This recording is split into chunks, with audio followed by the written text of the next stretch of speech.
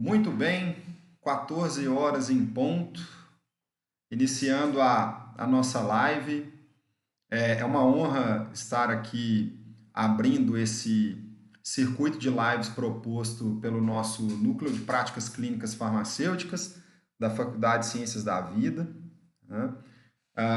Onde nós iremos, neste sábado e no próximo sábado, dia 23/5, abordar sobre alguns assuntos aí de interesse relacionados à saúde e relacionados também à terapêutica, ok? E hoje eu trouxe um assunto aqui muito relevante para a gente discutir, que é a respeito da farmacoterapia experimental da Covid-19, né? O que está sendo pesquisado e discutido em relação a essa pandemia que nós vivemos atualmente, tá? Então, esse é o nosso assunto de hoje.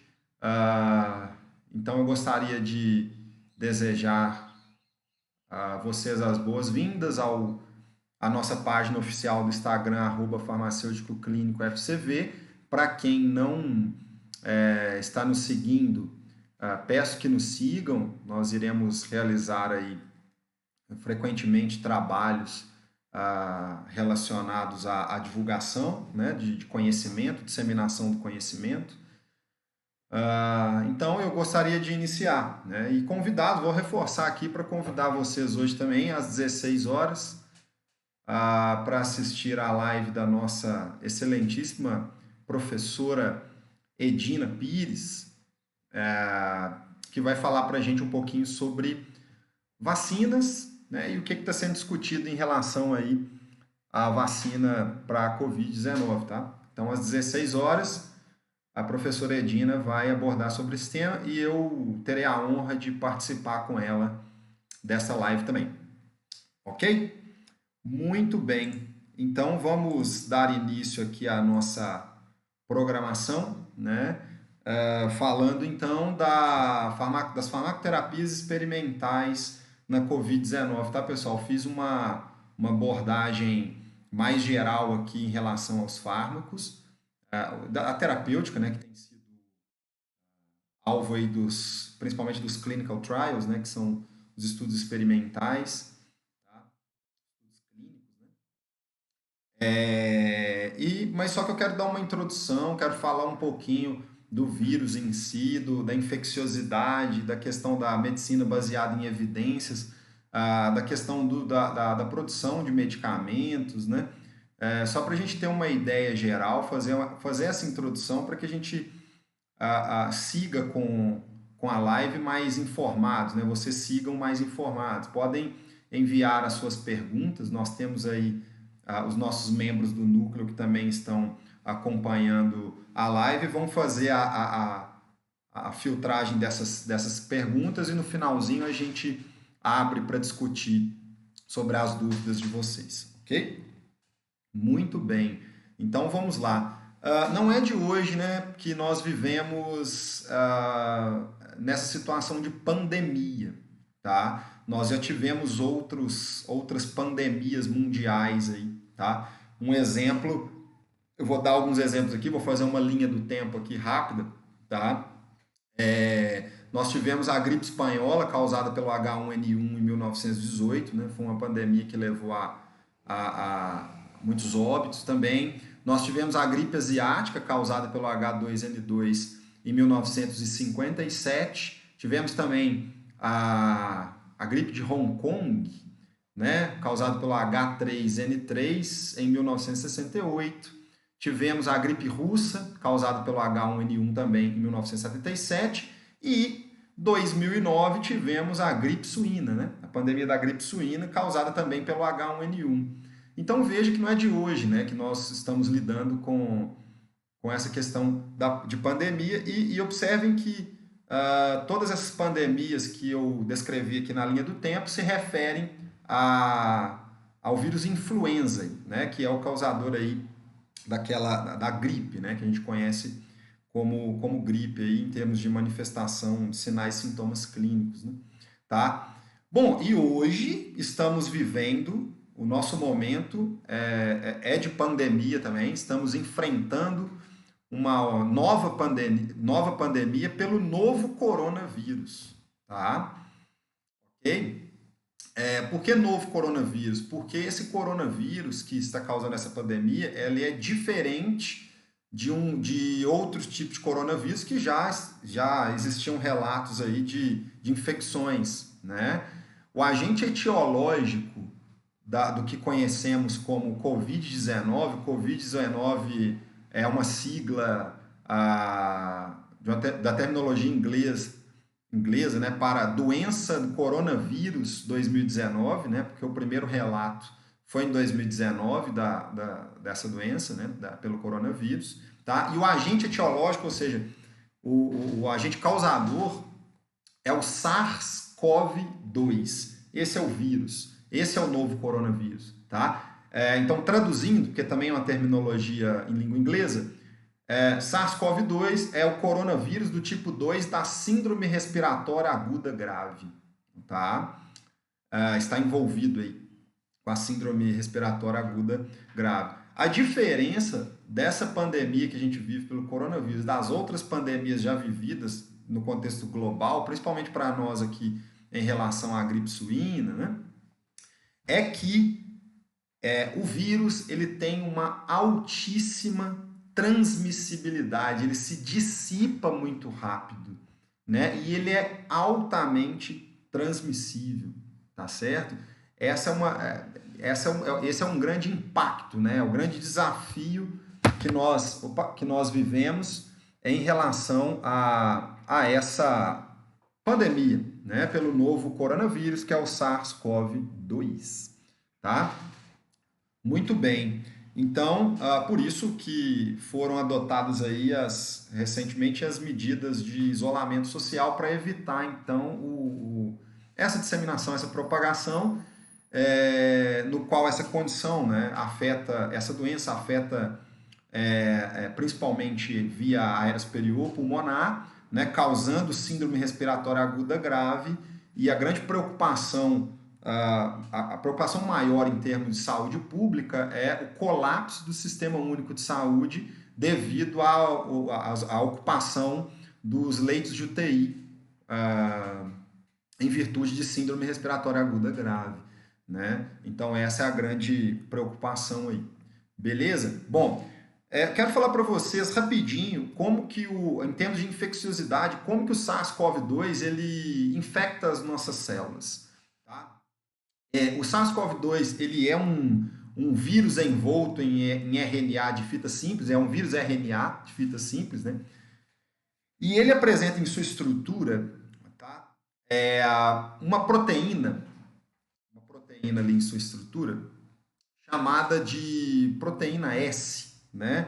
Na verdade, é uma proteína do pico estrutural S, tá? Que é uma proteína de membrana viral ali, tá? E o vírus ele infecta a célula pela interação dessa proteína chamada de proteína S com o receptor de ECA do tipo 2, que é a enzima conversora de angiotensina, tá? Então, ele entra em contato com o nosso organismo, se direciona à célula do nosso organismo e interage essa proteína chamada de proteína S, que é uma proteína de membrana da viral, com os receptores de ECA2, né? A enzima conversora de angiotensina 2. Tá? Então o vírus se encaixa, tá? Através da proteína S nos receptores da célula e com isso ele consegue, uma vez acoplado, né, a esse receptor, ele consegue introduzir o RNA, então, o seu material genético nas nossas células, e a célula vai entendendo, então, que o RNA do vírus é o seu próprio e cria milhões de cópias, e vai utilizando ali a própria maquinaria bioquímica, né, para criar milhões de cópias desse material genético, tá? Produzindo várias proteínas virais e formando novas partículas virais, né? E vai se disseminando, vai se proliferando de maneira muito rápida no nosso organismo, causando todos os impactos, né? Então, só para vocês terem uma ideia, cada vírus pode criar entre 10 mil a 100 mil cópias, tá? Então, é assim que o vírus entra em contato com, assim que o vírus infecta as nossas células, então através do encaixe da proteína S viral com o receptor de ECA do tipo 2, tá certo? Tá, beleza. Falando da infecciosidade, né, saindo dessa parte de infecciosidade, a gente precisa entender, antes de entrar para a farmacoterapia, discutir sobre a farmacoterapia, a gente precisa entender sobre produção científica baseada em evidências. Tá? Por quê? Porque a gente precisa entender alguns pontos relacionados a isso para que a gente tenha maior criticidade no que está sendo divulgado aí na mídia e um certo conhecimento mais de cunho técnico para entender como são feitos esses estudos, certo? Então, isso que eu queria falar com vocês, tá? Uma questão importante se dizer é a questão da pirâmide da evidência científica, tá? Onde na base dessa pirâmide nós temos a opinião de experts, né? Estudos com animais, estudos in vitro. Então, na base dessa pirâmide, nós temos os estudos in vitro, né? E muitas das discussões iniciais que surgiram em termos de farmacoterapia, em termos de terapêutica para a Covid-19, eram estudos in vitro que as informações foram distorcidas na mídia. Isso levou aí a um alarde gigantesco. Isso levou, por exemplo, a população a ir comprar hidroxicloroquina em massa nas drogarias, né? O que fez com que a Anvisa colocasse essa substância como substância controlada, controlasse a comercialização dessa substância, né? Então, na base, nós temos a opinião dos experts, né? Os estudos com animais, estudos in vitro, e no topo, ou seja, o centro, né, de todo o nível, de maior importância em termos de nível de evidência, são as revisões sistemáticas. Então, as revisões sistemáticas configuram o nível de evidência científica mais alto que temos. E logo abaixo, em segundo plano, ali, logo abaixo da revisão sistemática que está no topo, nós temos os ensaios clínicos randomizados, que é isso que está sendo feito hoje, né, pessoal? Os ensaios clínicos randomizados está crescendo o número de ensaios clínicos randomizados, controlados, né? Então, está logo abaixo ali de revisão sistemática. Só para vocês terem uma ideia, deixa eu ver se eu consigo aqui. Deixa eu ver se eu consigo mostrar para vocês. Estou mostrando para vocês aí a pirâmide da evidência científica. Então, na base, nós temos os estudos com animais, opiniões de experts, estudos in vitro, né? Então, dando sequência aí, a seta do nível de evidência, né, pessoal? Então, dando sequência, nós temos relato de casos, séries de casos, estudo caso controle, né? Estudos de coorte, que muitos dos fármacos estudados inicialmente estavam nesse nível de estudo de coorte, né? Aí vem os ensaios clínicos randomizados e as revisões sistemáticas como os principais níveis de evidência científica. Tá certo, pessoal? Então, os ensaios clínicos randomizados é que tem uma grande importância aí, tá? Então, como vocês estão percebendo aí que eu estou mostrando, o que é essa randomização, né? O que significa esse termo randomizado? O que é randomização? Olha lá, é o processo pelo qual cada paciente tem a mesma chance de ser alocado para um grupo ou outro, tá? Isso não protege a possibilidade de fatores de risco num grupo ou em outro, e garante a igualdade, né? Estratificação prognóstica, que é denominada estratificação prognóstica. Então, é isso aqui, ensaios clínicos randomizados que a gente tem que acompanhar, que a gente tem que fazer, tá, pessoal? Para garantir um maior nível de evidência científica. A nossa medicina é medicina baseada em evidência, tá, pessoal? Nossa medicina é medicina baseada em evidência. Não dá para ficar preso a informações que saíram de uma plaquinha de vidro, informações in vitro ou testes com animais. A gente tem que transcender isso para ensaios clínicos, para os clinical trials, que é em humanos, né? Testes com humanos e dar continuidade a esse segmento, a essa pesquisa. Beleza? Tá? Então, como que funciona um ensaio clínico controlado randomizado? Você tem uma população, você faz essa randomização dessa população, né? E dessa randomização você constrói, né? Aloca essa amostragem em dois grupos: um grupo experimental, que é aquele grupo de intervenção, e o grupo controle, que é o grupo que você vai comparar o grupo experimental. O grupo experimental é o grupo que você vai utilizar a droga, vai administrar a droga, e o grupo controle é aquele que você vai ou administrar terapêuticas já consolidadas, e se não tiver terapêuticas consolidadas, você usa um placebo, né, que é uma substância inerte, que não tem propriedade farmacológica, e você vai comparar os resultados do grupo controle com os do grupo experimental. Então é assim que funciona. Né? Então é assim que precisa ser feito. Então, muito cuidado quando lerem notícias na mídia sobre um novo estudo mostra. Tem que ver como que está sendo feito esse estudo. Se for in vitro, pessoal, não quer dizer nada, né? Ainda. É promissor. Né? Existem resultados promissores, mas ainda precisa ter esse tipo de estudo mais robusto em termos de nível de evidência. Outra coisa que nós temos que entender, pessoal, como que surgem os novos medicamentos? Como surgem esses novos medicamentos? Bom, todo o processo, desde a descoberta de uma molécula, de um fármaco, né, que é uma substância química bem definida, com propriedade ativa e com capacidade de interagir com o nosso organismo, visando modular funções para restabelecer a homeostase, etc., o conceito de fármaco. Né? Então, todo o processo, desde a descoberta dessa molécula, desse princípio ativo, até o lançamento dessa molécula em uma forma farmacêutica, né, como medicamento, né, que vai ser comercializado como medicamento, dura, pessoal, em torno de 10 anos ou mais, tá? Então, você tem algumas etapas, tá, que devem ser obedecidas, e essas etapas demandam muito trabalho. Então, você tem a descoberta da substância, então você vai ter que fazer uma avaliação biológica e patofisiológica, fazer uma série de testes ali com aquela substância.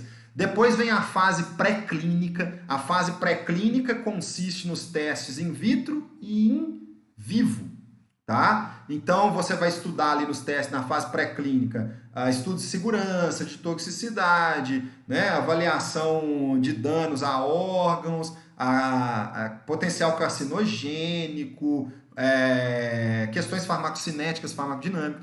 Aí vem a fase clínica posteriormente, que é subdividida aí em 3 fases, fase 1, fase 2 e fase 3, tá certo? Então, na fase 1 você tem avaliação de dose e segurança, na fase 2 você tem avaliação do potencial de eficácia e segurança, né? E na fase 3 você tem aí avaliação de eficácia e segurança com um número maior de indivíduos. Então, na fase 1 o número é bem menor, é bem pequeno, de voluntários saudáveis, aí, de indivíduos saudáveis, né? Então, utiliza o indivíduo saudável na fase 1.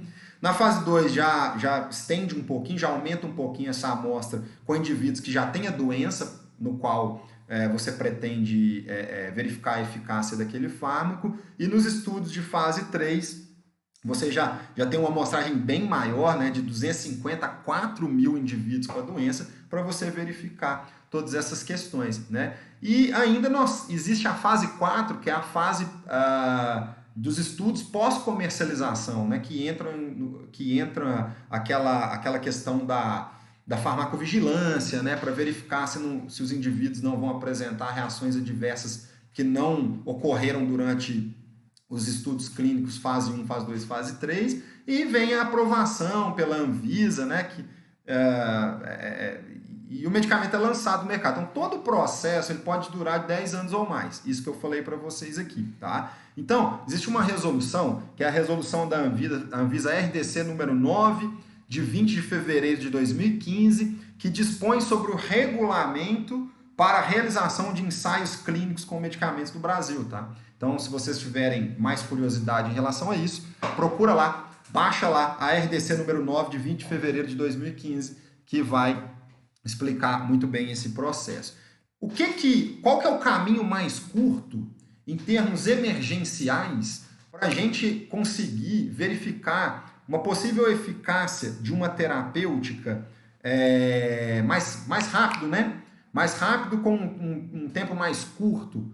Reposicionamento de fármacos, que é o que está sendo feito, pessoal. É o que a gente chama de uso off-label. Tá? Então, o reposicionamento de fármacos é o que está sendo feito. Nós já temos fármacos que são consolidados para tratar outras condições de saúde, já são aprovados para tratar outras condições, e nós estamos já pegando esses fármacos e testando agora se eles têm uma eficácia, se eles apresentam bons resultados no tratamento da Covid-19, né? Infecção causada pelo SARS-CoV-2, caracterizada por Covid-19, tá? Ok? Então, isso é o que está sendo feito, tá? Então, essa prática de reposicionamento de fármacos constitui uma realidade, constitui-se, né, como uma realidade incontornável nos sistemas de saúde modernos, né? Porque o custo é menor, teoricamente, o custo é menor, o tempo é mais encurtado, né? E você tem aí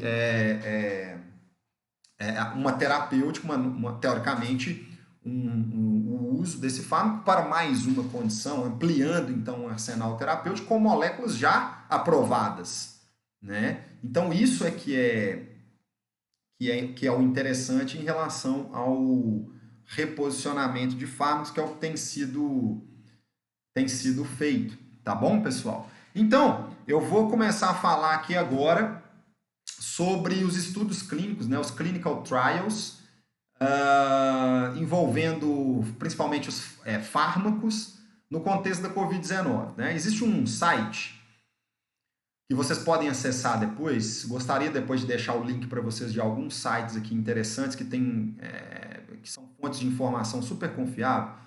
E esse site que eu vou falar aqui, ele é o www.clinicaltrials.gov. Lá é a base de dados lá você consegue pesquisar o que está sendo discutido em relação a estudos clínicos, por exemplo. A pesquisa, né, relacionando doenças, relação a doenças, tratamento, etc. E atualmente, por uma pesquisa que eu fiz hoje, de manhã, existem 510 ensaios clínicos em andamento no mundo para o tratamento da Covid-19, pessoal. 510 clinical trials, ensaios clínicos, tá? Trazendo para o Brasil, né, para a nossa realidade, aqui no Brasil estão sendo realizados 11 ensaios clínicos, tá? 11 ensaios clínicos para o tratamento de Covid-19, ok? Então, nós temos ensaios clínicos sendo realizados no Amazonas, no estado do Amazonas, a maioria em São Paulo, Rio Grande do Sul, Bahia, Distrito Federal e Espírito Santo. Ok? Então, essa é uma pesquisa lá no site da clinicaltrials.gov. Tá? Então, vocês podem acessar lá e pesquisar. Tá? Vamos lá.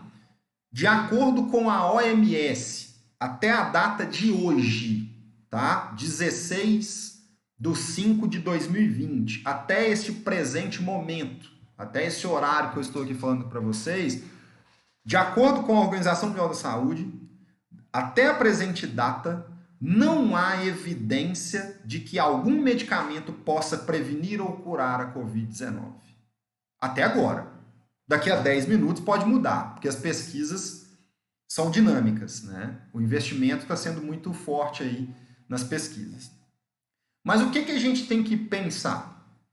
Né? A nossa base de informação técnico-científica, nós temos aí os nossos... A gente estuda, né, a questão da ação dos medicamentos, das reações adversas, de dose, potência, eficácia, interações medicamentosas. Então a gente sabe de tudo isso, a gente estuda tudo isso. Tá bom, pessoal? Só que a gente tem que lembrar uma coisa, né? A experiência clínica, ela é soberana, tá? Então o médico, ele pode decidir em relação à terapêutica do paciente, baseado na experiência clínica. Tá? Isso é uma coisa que o próprio reposicionamento de fármaco, ele nos traz em termos de conceito, né? Deixa eu mostrar para vocês aqui, que eu tô com a minha colinha aqui, né? Eu vou mostrar para vocês aqui, ó, o conceito de reposicionamento de fármacos, né? Que é o uso off-label aí, né? Tá, consiste no uso de fármacos para uma indicação, subgrupo populacional ou numa dosagem barra via de administração não aprovada pela entidade reguladora competente, baseando-se no conceito da liberdade de decisão pertencente aos médicos. Os médicos têm liberdade de decisão, tá? No que consideram ser o mais benéfico para os seus pacientes. Uma vez que esta, embora regule o mercado de medicamentos, não tem jurisdição para regular os usos, prescrições dos médicos, entendeu, pessoal? Dos prescritores, né? Ok? Então, OMS, até a presente data, nos diz que não há evidência que algum medicamento possa prevenir ou curar a Covid-19. Isso significa que os médicos não podem prescrever cloroquina? Isso significa que os médicos não podem associar a hidroxicloroquina com azitromicina? Não, isso não significa que eles não possam prescrever. Podem, tá? A experiência clínica é soberana. E o paciente, ele tem o poder de decidir se ele quer ou não fazer a terapêutica também, né? Então, isso aí a gente tem que ficar bem claro, tá? Isso tem que ficar bem claro, ok? Então, vamos falar dos fármacos? Vamos falar dos fármacos. E vamos falar da cloroquina e hidroxicloroquina, que é aprovada, né? São fármacos aprovados aí para tratamento da malária e de doenças autoimunes, inflamatórias crônicas, como o lúpus eritematoso sistêmico e a artrite reumatoide. Tá certo, pessoal? Beleza. Então vamos falar aqui da cloroquina e da hidroxicloroquina.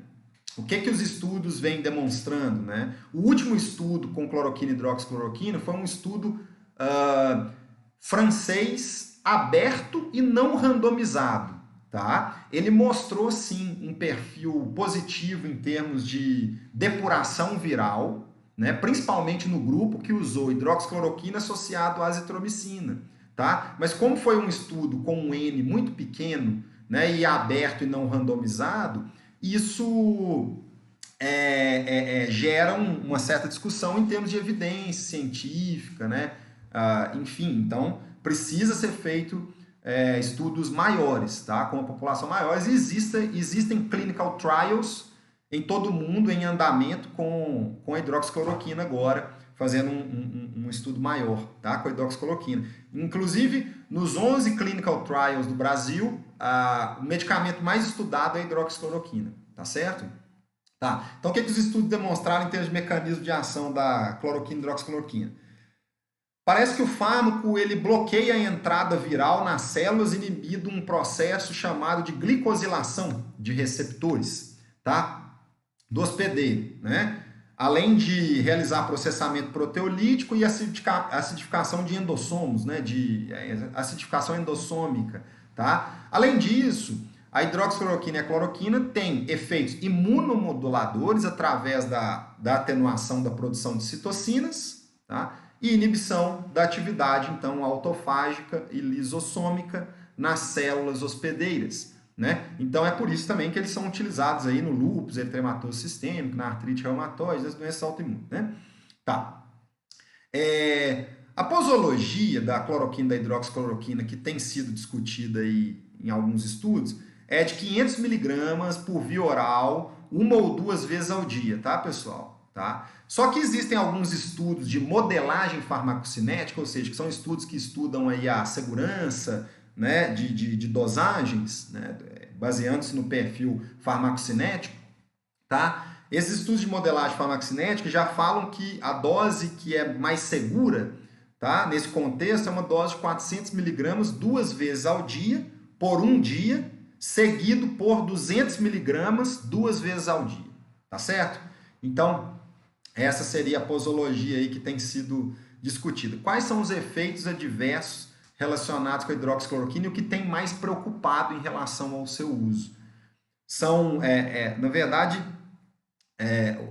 são aqueles considerados raros e graves, né, que ocorrem em menos de 10% dos usuários, mas quando ocorrem pode levar a um impacto muito grande, como, por exemplo, o prolongamento do intervalo QT, que leva a arritmias cardíacas e pode levar, inclusive, a parada cardíaca, dependendo de dose. Além disso, hipoglicemia e efeitos neuropsiquiátricos e também retinopatia pode acontecer. Mas o grande problema na questão, e a grande preocupação do governo até, do uso irracional da cloroquina e hidroxicloroquina, que agora não, teoricamente não é mais possível, porque o fármaco passou a ser controlado, passou a compor a portaria 344 de 98, né?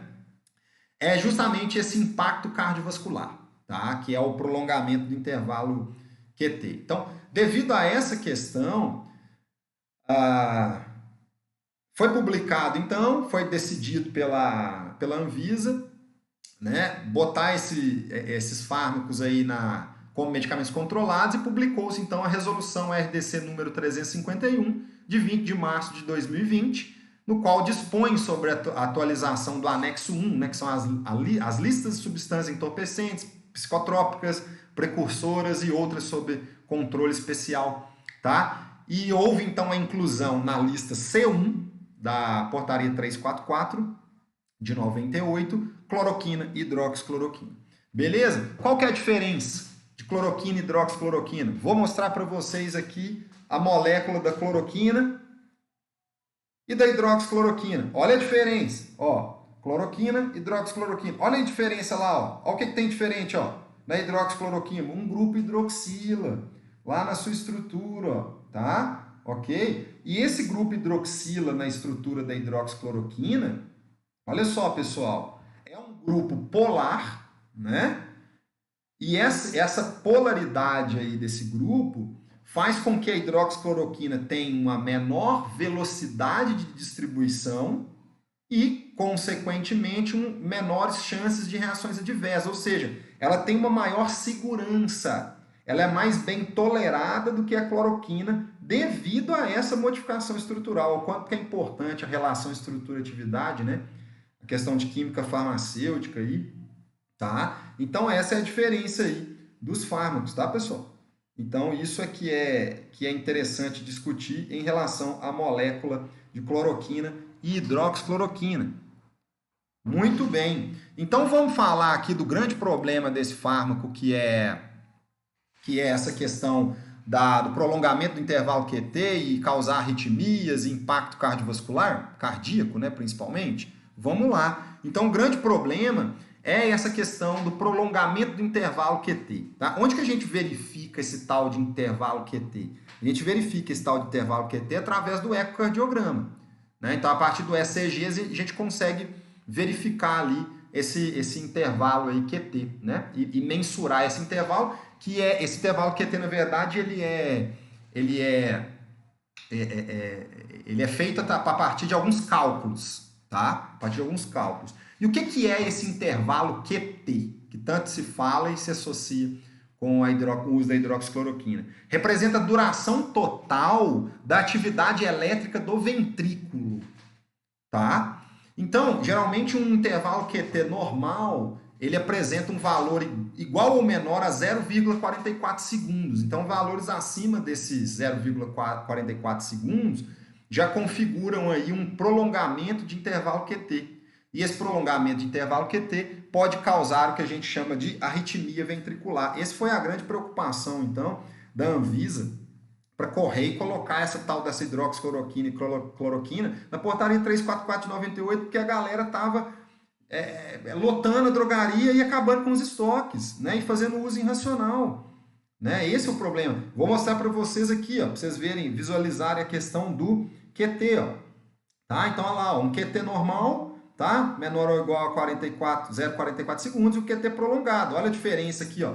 A diferença aqui e a diferença aqui, ó. Tá vendo que está um prolongamento? E isso pode levar a distúrbios do ritmo cardíaco, né? Arritmia ventricular. Esse é o grande problema, tá, pessoal? Relacionado com o uso aí da hidroxicloroquina, associada a altas doses. Claro, tá? Muito cuidado aí, então, nas informações, tá? A azitromicina também, que é um antibacteriano, um antibiótico da classe dos macrolídeos, tem sido associada à terapia da Covid-19 em associação com a hidroxicloroquina. Então, os resultados têm mostrado aí a associação de azitromicina e hidroxicloroquina. O último estudo também é o mesmo estudo francês, que foi esse estudo aberto e não randomizado, no qual houve mesmo uma maior depuração de carga viral, né, dos pacientes do grupo que utilizava cloroquina associado com azitromicina.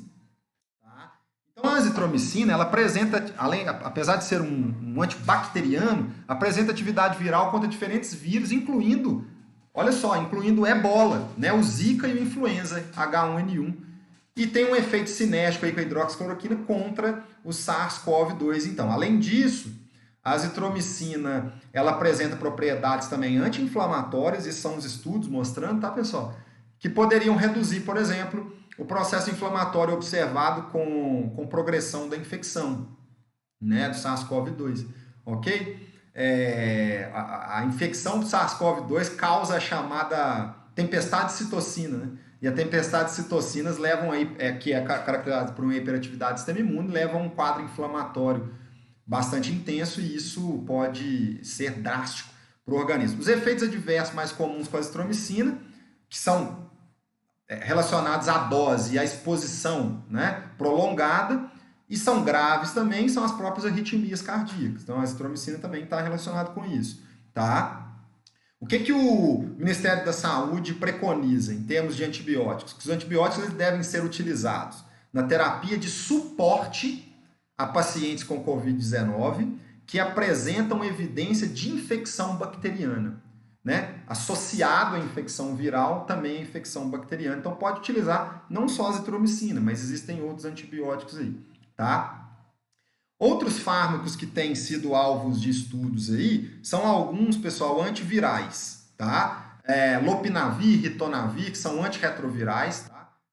Foram fármacos aí que estão relacionados com estudos de coorte, retrospectivos e não randomizados, mas existem clinical trials também em andamento, tá? Mecanismos de ação desses fármacos, né? Principalmente o lopinavir e o ritonavir, que são administrados em uma associação.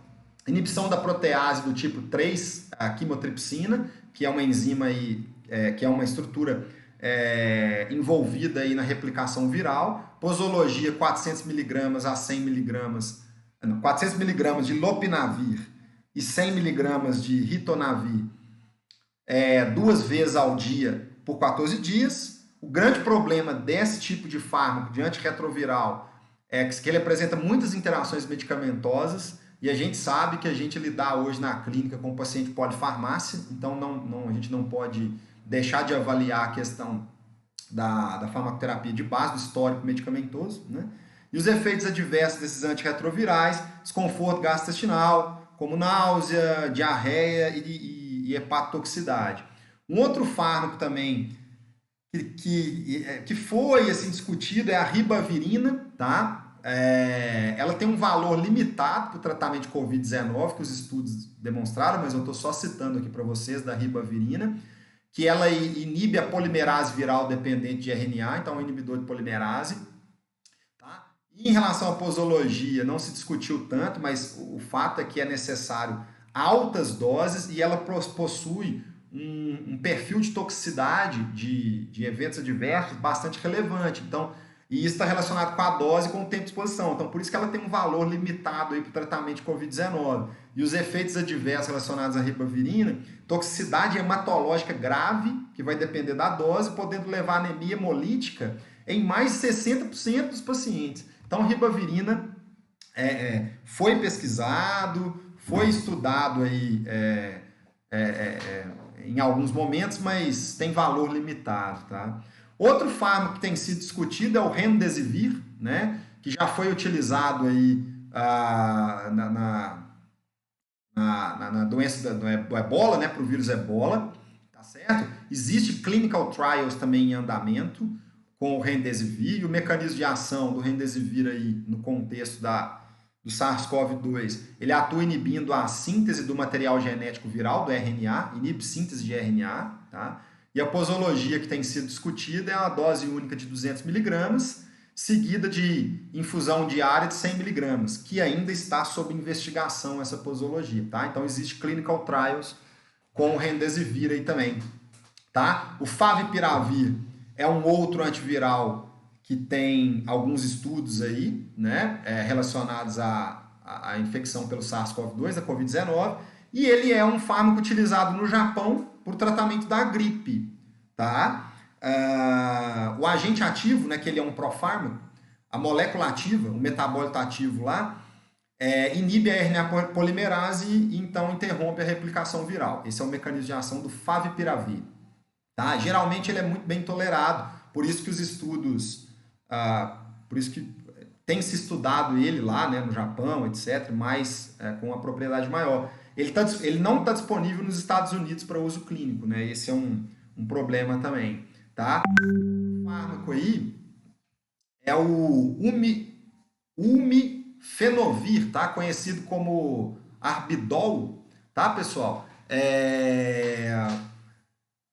Os dados, né, os primeiros dados do Umifenovir foram dados in vitro, né, para Covid-19, mas hoje existe na China um clinical trials lá em andamento, tá? Então, estudos chineses aí com o Umifenovir, tá? Ele interage aí com proteínas S, com o complexo de proteína S e o ECA2, né, o receptor de ECA2, aquele acoplamento ali, e inibe a fusão da membrana do envelope viral com a nossa célula, evitando então a entrada do vírus, né?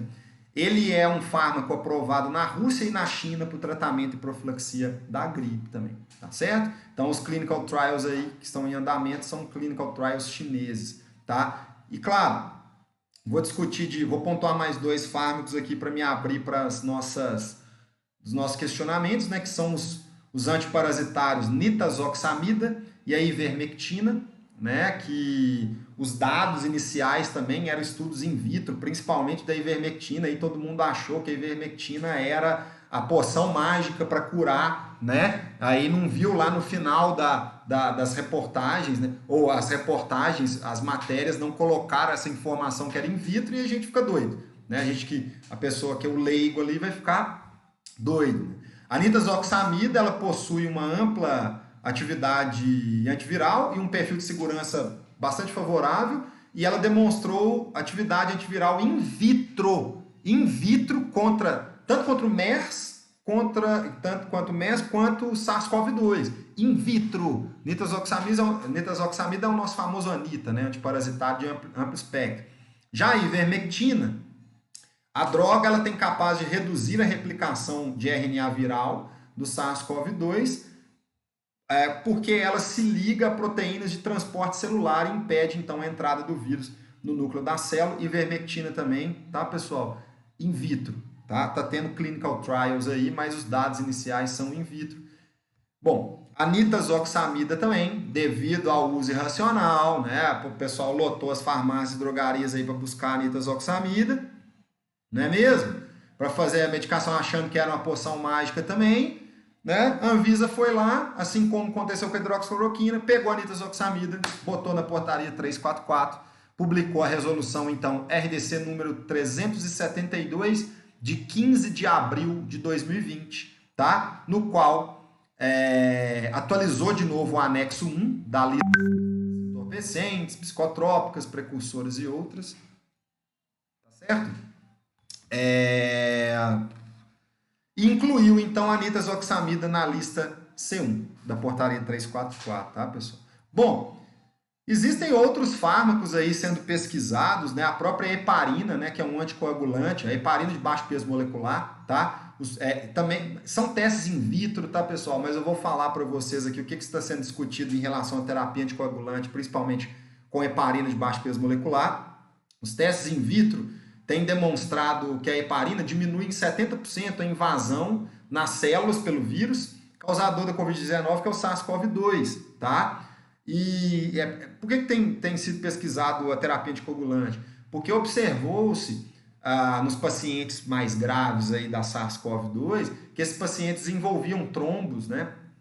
E isso levava a um impacto tremendo no indivíduo, né? Então, o uso do anticoagulante ele pode ajudar a dissolver essas tromboses, esses coágulos, nos pulmões, né, desses pacientes que foram infectados pelo novo coronavírus, levando a um melhor prognóstico para o paciente. né? Então, existe aí estudos lá em São Paulo, né, utilizando a heparina, se não me engano, sírio-libanês, ou se não me engano, estão fazendo os testes lá com a heparina, tá? E existem algumas terapias alternativas, adjuvantes, pessoal, como a terapia de transfusão de plasma, né, que pega o plasma que possui anticorpos neutralizantes, né, de um doador que já se curou pela SARS-CoV-2, mas o plasma tem que ter anticorpos neutralizantes e aplica em outro paciente, né, no objetivo aí de estimular a produção de anticorpos, mas eu não vou falar dessa terapia aqui de transfusão de plasma, nem dos agentes imunomoduladores da família da classe dos anticorpos monoclonais, como o tocilizumab, que tem sido pesquisado também, que é um anticorpo monoclonal contra a interleucina 6, tá?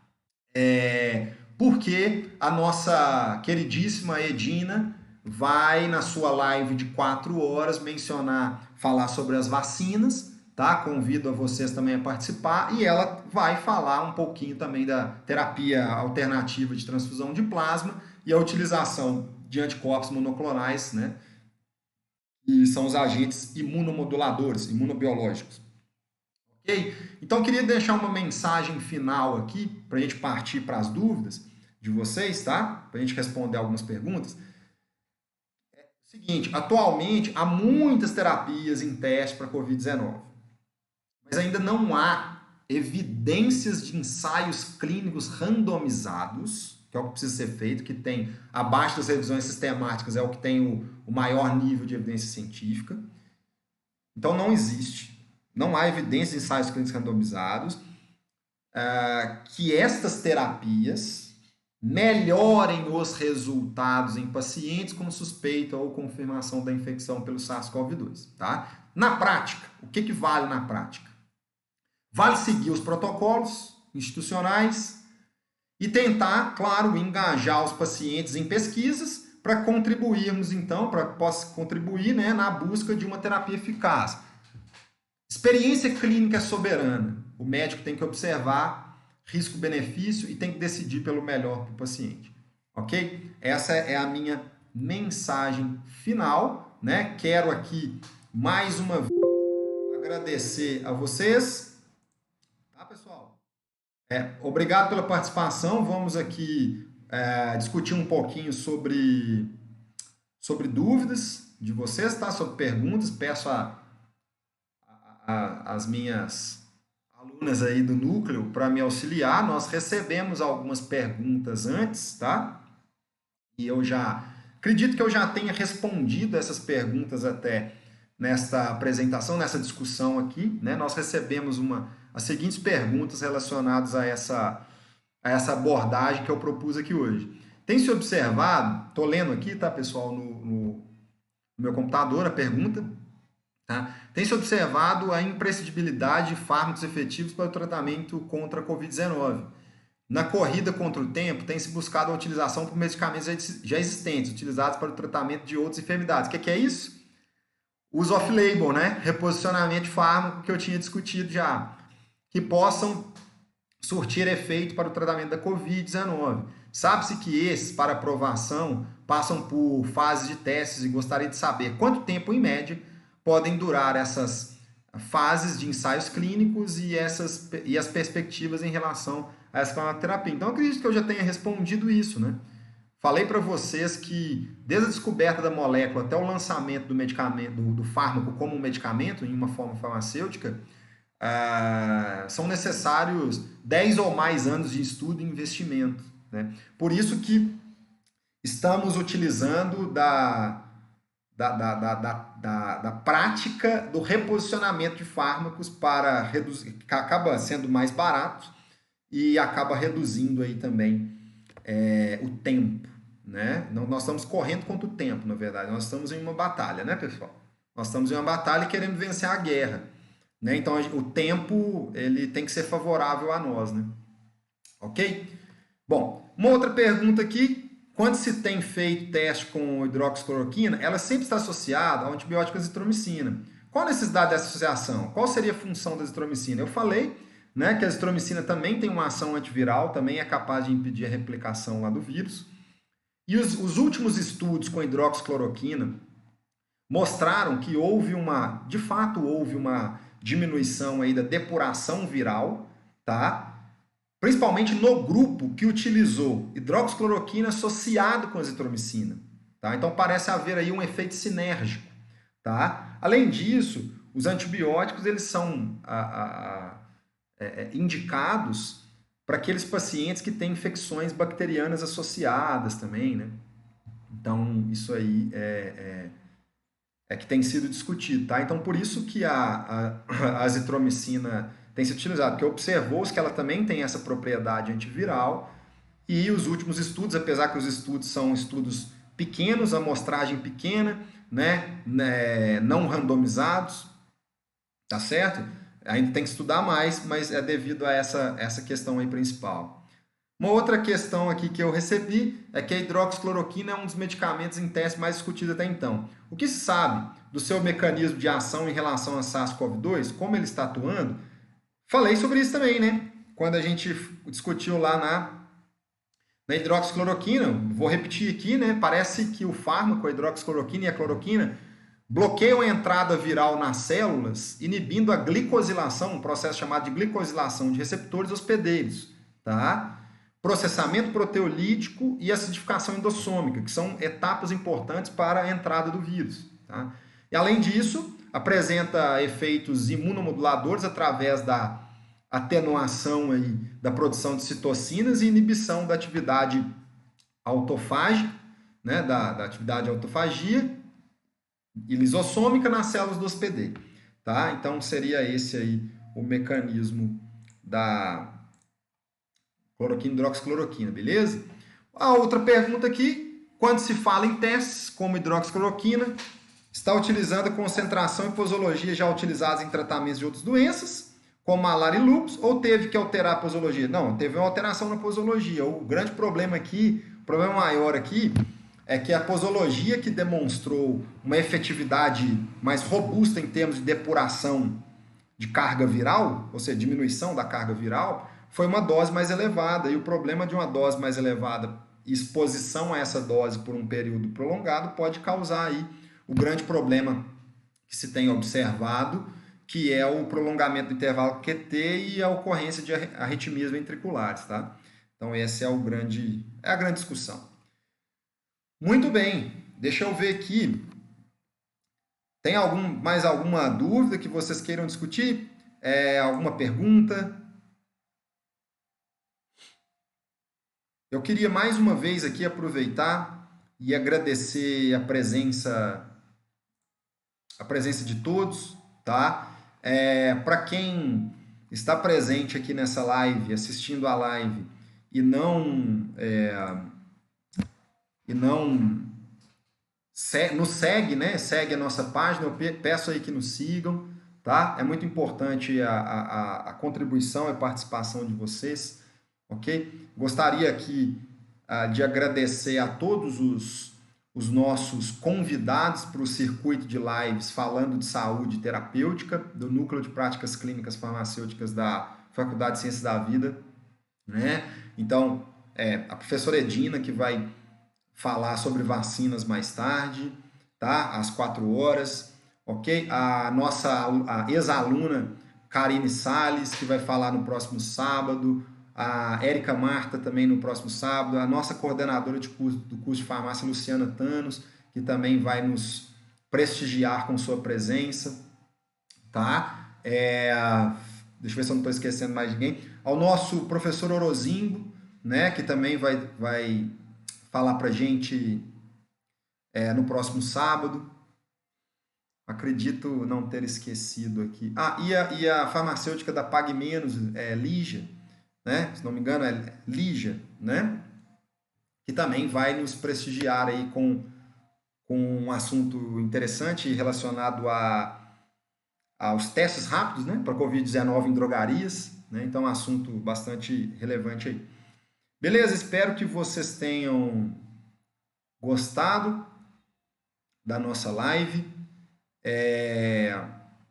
e nós nos vemos na verdade, nós nos veremos daqui a pouco, né? Vou reforçar de novo aqui o convite para que vocês possam assistir a live da professora Edina Pires, que falará sobre vacinas, tá? E eu estarei com a professora Edina, né? Vou compartilhar aí a live com ela para auxiliá-la na condução deste assunto. Muito bem, muito obrigado pela presença de todos. Estou à disposição aí, tá? Quero compartilhar na nossa página depois aí alguns links, tá, pessoal, para vocês acessarem. São algumas páginas aí que contêm informações relevantes e confiáveis sobre tudo isso que nós estamos discutindo, tá? Para falar dessa imensidão de terapias, né, que está sendo pesquisada em 1 hora, é muito pouco tempo, né? Então espero ter contribuído um pouco aí para vocês. Qualquer dúvida que vocês tiverem, vocês podem entrar em contato comigo, tá? O meu e-mail é profleguimarães@gmail.com, né? Prof Le é o LE, né? Prof LE Le Guimarães @gmail.com, tá? Existem alguns de meus alunos aí, né, que tem o meu contato, também pode entrar em contato pelo WhatsApp, ok? Então, vamos tomar um cafezinho, vamos descansar um pouquinho, dar uma esticada, né? Dar uma animada aí. Daqui a 1 hora, aproximadamente 1 hora, a nossa querida Edina estará nos prestigiando com sua presença para falar de vacinas e ela tem um know-how muito, muito grande para falar sobre isso. Ok, pessoal? Grande abraço para vocês, um beijo no coração, espero que vocês estejam se cuidando, tá? E que Deus possa iluminar e abençoar todos vocês e os seus familiares e todas as pessoas amadas aí, ok? Grande abraço, agradeço aí à Faculdade de Ciências da Vida, né, a coordenação do curso de farmácia, ao nosso corpo diretor aí da Faculdade de Ciências da Vida, né? E estaremos presentes mais vezes, em mais eventos. Grande abraço, beijo no coração, fiquem com Deus, um excelente fim de semana e aguardo vocês aí às 4 horas, na nossa próxima live.